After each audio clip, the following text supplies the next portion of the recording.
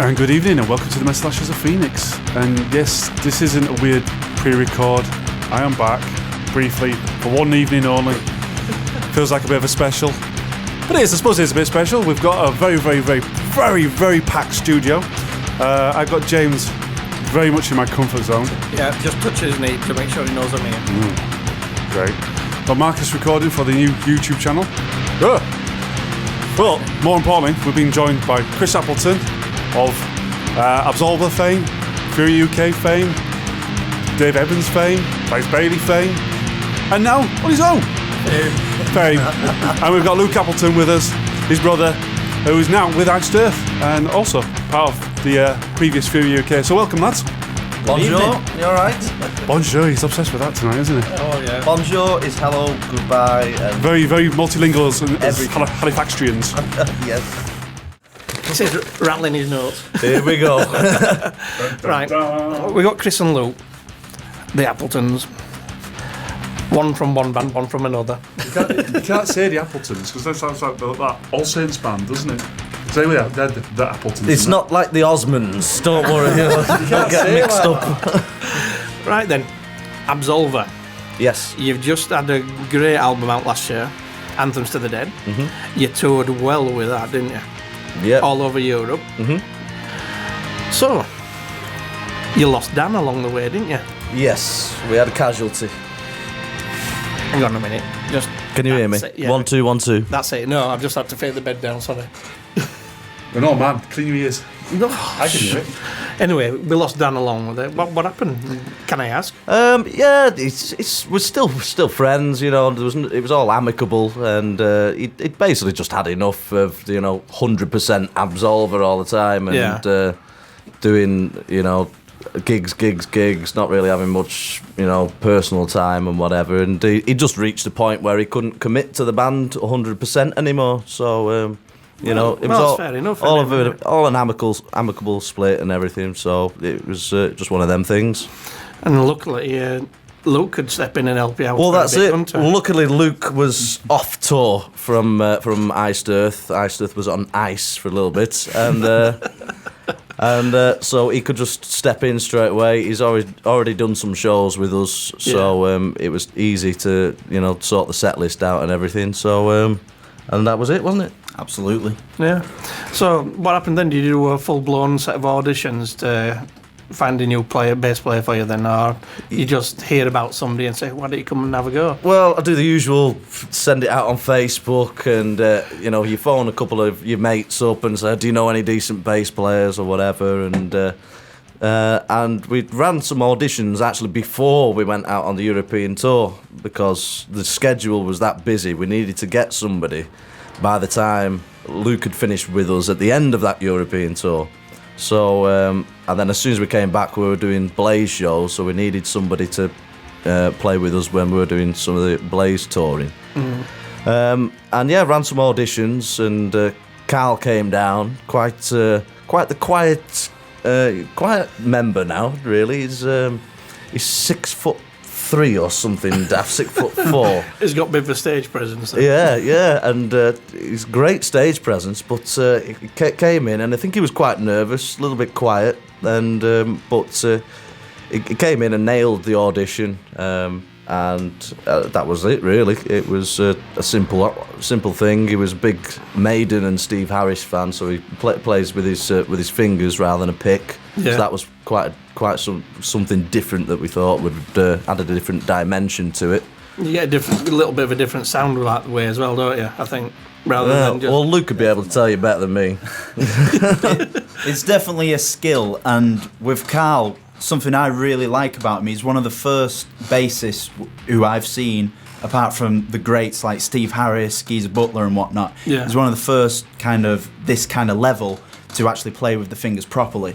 He's really tight, really solid, and really tight with the drums, which is the main thing. Yeah. And he's got a lot of really cool fills, and his bass tone's really, really nice. And he's got that Steve Harris thing about him, definitely. Appearance and sound as well. So it was a bit of a concern when he was coming into Absolva, because with the type of music that we/they do. I don't know. Am I technically in this band? You're technically, the amount of tours you've actually done with Absolva, you are technically a member, I think. Bassist/rhythm guitarist. But no, he does it really well, and it was a little bit of a concern because the pick, when playing with a pick with the bass, it's so accurate and thumpy almost. Attack. So much attack, definitely. Yeah.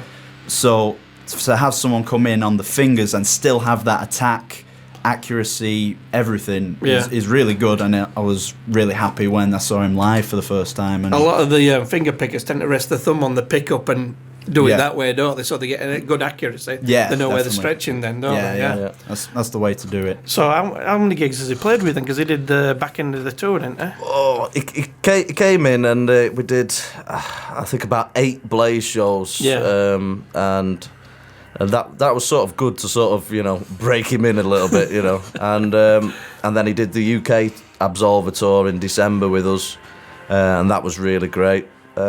So even though we've been rehearsing a lot and we've done a few shows, he's not actually done that much with us yet. No, he won't have done that much of your own stuff, will he? So we're going out to Europe in March and April to do another European tour and some UK shows as well. Yeah, and of course, been looking at that, and of course, Luke's with us again. You can't get rid of it. Yeah, I'm just looking at the tour dates. You stretch from your opening shows at Sound Control on 22nd of February, and it stretches right up to flipping heck, June. You got to end of April, middle of April, and then you've got this Skullfest suddenly appears in the middle of June. Then back in the June, yeah. So you've got 1, 2, 3, 4 dates. Is there only 4 dates in Britain then? At the moment, yeah. I mean, we're still sort of expanding because we're booking so far in advance now. I mean, I've already started booking the tour for winter of this year. Really? So everything's getting so more and more in advance. Probably because we're working with Blaze a lot more as well. So we finish one tour with Absolva, and then we get home for maybe a week or two to do some rehearsing, and then we're out doing a full European tour with Blaze. Yeah. So, and of course, come festival season, we've got our own festivals to do. And then they'll be, scattered across summer. We'll be going all to the exotic places that Bailey's taking us. So, yeah, it's pretty manic. Yeah, so music-wise, what lies for the future for the next album, which will be album 4, won't it? Well, me and Luke have already started writing. We've got quite a few songs sorted. I don't know if you want to tell them an update on where Iced Earth are up to. Yeah, like Chris said, kind of on ice at the moment. John is still having a fair bit of neck trouble, unfortunately. Really? And, it's looking like maybe back for the festivals, so summertime, so anywhere between May and July. So I'm going to be around for quite a while now, so that would therefore mean obviously doing this Absolva tour in March and April, and then I'm probably going to be here for the studio time. So I'm going to be recording with them, and obviously me and Chris are going to be co-writing the album as well. Yeah. So should be some good stuff thrown around, and there is definitely some good demos already sorted, and I'm sure there'll be many more to come. Right then. So I think it's time we had something from you, make you actually earn your Work. pay. Yeah, Some tunage. yeah. So you can. We've got our guitars here, everybody. They have. It's true. They do have guitars, and they can actually play them. It's not a record. There you go. Is that a bit loud for you there, James? No, there's nothing wrong with my hearing. Right. This is going to be from Chris's solo album, Restless, which is out. Very, very short. 2nd of February? 2nd of February, yeah. 2nd of February, yeah. And this tune that you're going to play for us, it's called Crazy Head. Yes, Take it away, guys.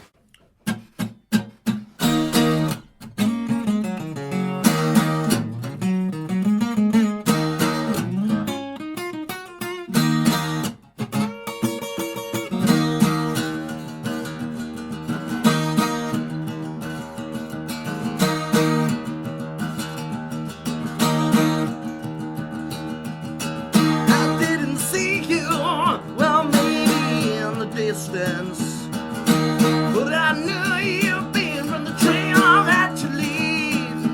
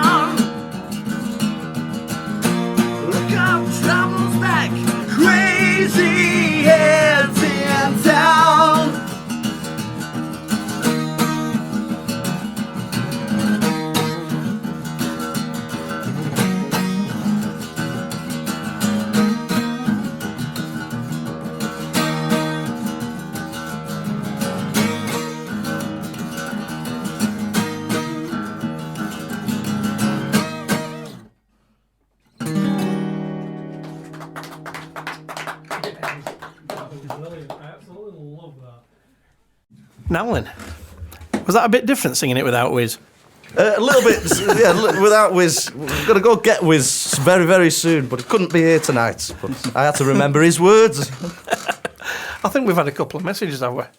Pete, I can't read them. Go on, you. Oh, you can't read them, okay. Oh, yeah, we've got to say hello to Erin Lord. Hello, Erin and Paul and everybody at home. Yeah, Erin's been in contact. She's just asking about any tours that are going to be local to Tottenham. Yes, Tottington. Tottenham. Yes, we're going to be playing the Towler this on Sunday, the 1st of February. So that's right near where Erin is. So she's a Tottington girl. So she's going to be there with her dad, probably, I think, Paul. Paul, yeah, I know Paul, yeah. So, yeah, we are doing a Tottington show at the Towler. And Jay Malone says, looking forward to seeing Absolva guys with Luke Appleton in Manchester soon. It's been far too long. Hi, Jane. You all right? Oh, I'm going to start coughing again. Don't make me laugh. Right. Now then, we'll get on to Restless. Yep. And there's a clue in the title, isn't there? Yes. Because you're one of these guys, can't stay still. You got to have something to do, you know, you're not touring, you're not writing. I need something to do. I can't just sit at home and drink. Well, I don't tend to sit at home and do it either. I think I should have my own room at Grand Central, to be honest. So. Oh, yeah. Excuse me. Starting to go again. So, what was the concept behind it? I mean, did you just want to do a collection of songs, or was there a theme behind it? And, I mean, the artwork is brilliant. Didn't Rishi have some? Rishi Mehta from Babylon 5 have something? Yeah, Rishi helped out with all the artwork and everything, and he put everything together with the logo, and he did a brilliant job because it looks fantastic. You know, the delivery came, you know, quite recently, but it looks awesome, and I'm really happy with the colours on it and everything, and it fits really well with the Seafarer, you know, with the boat and everything. So yeah, I mean, your first release that just around about when you released Seafarers for everybody to listen to, didn't you? Yeah. So, what's your inspiration behind some of these? I mean, Seafarer's a bit different, isn't it? Well, it all happened very quickly. It was, you know, we recorded it in Belgium, quite close to where we stay at Wizzy's house. Yeah. And usually, you know, most of our tour dates are anything like Wednesday, Thursday through to Sunday. So a lot of the Mondays and Tuesdays we just spend, you know, in Belgium as days off. And quite close to Wizzy's house is Bart Wynn's studio. And he's the sound engineer for WizFest and sound engineer for SOS Festival. Yeah. I recognised the name as soon as I saw it. Yeah. I just wasn't sure who it was. I knew it. So he's like literally a walk around the corner from Wiz. So it was dead convenient, and he just said, you know, we've got a studio here, use it.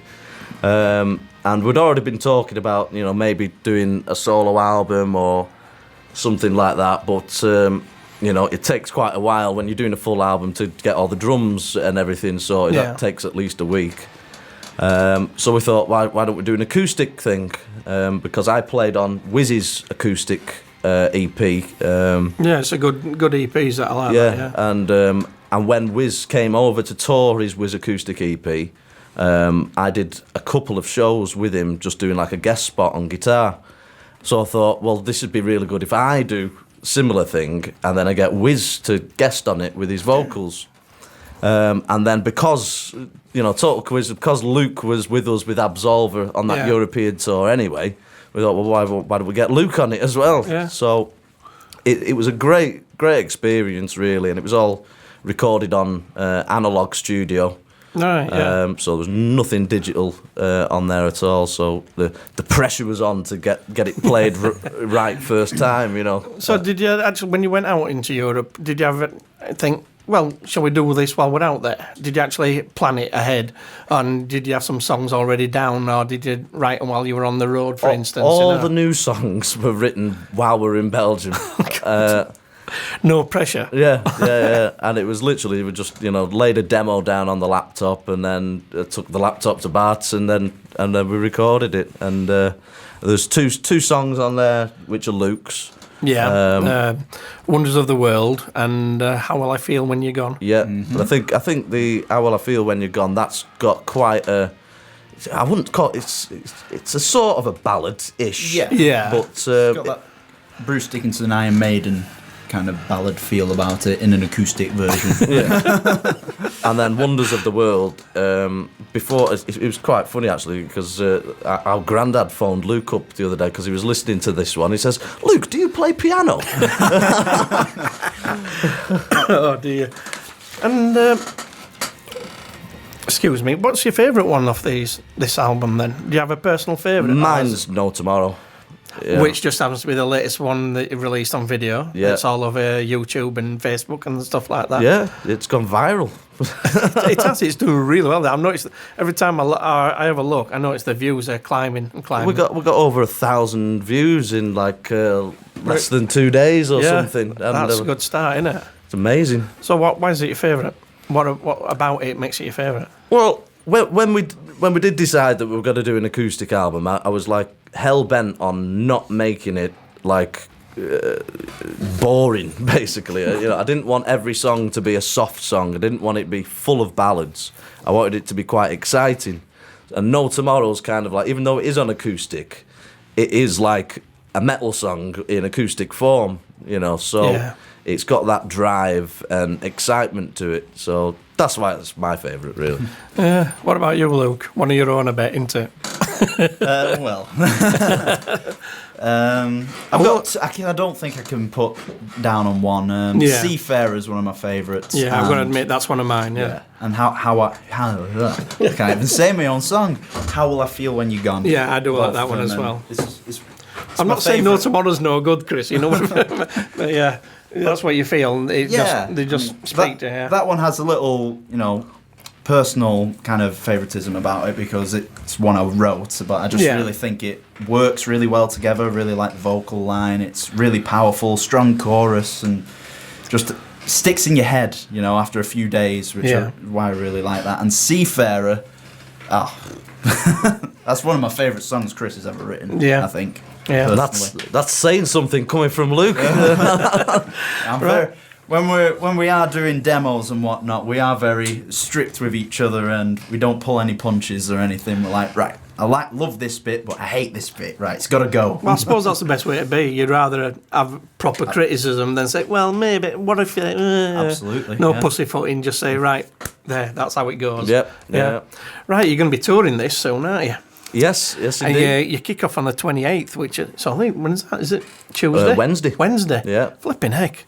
Time flies, doesn't it? Yeah. You're starting off in Oldham at Whittles, and on the Thursday you're at GC in Manchester, Grand Central.